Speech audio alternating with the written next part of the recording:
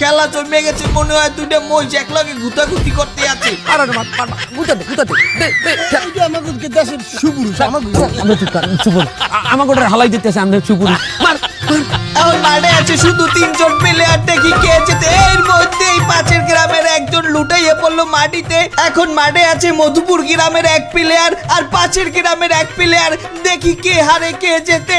এর মধ্যেই দেখতে পাই কি আছি, পাশের গ্রামের প্লেয়ার আক্রমণ শুরু করে দিচ্ছে, হাড্ডাহাড্ডি লড়াই চলতে আছে, দেখি কে যেতে কে হারে।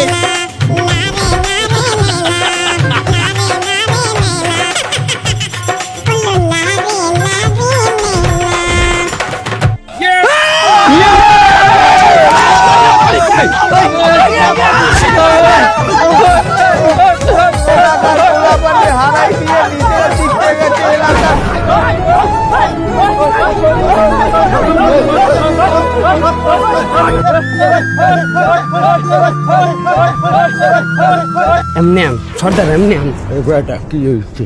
আমাকে কইলো কামটা করা ঠিক হইতে আছে না। কোন কাম?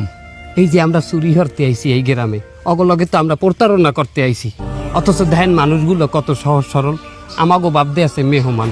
দেখছেন আমরা জিততে গেছি, এরপর আমাগো লইয়ে কত আনন্দ করতে আছে। ওরা তো হারিয়ে গেছে, অগ মনে কোনো হিংসা দেখছেন? হ্যাঁ, কোনো অহংকার দেখছেন?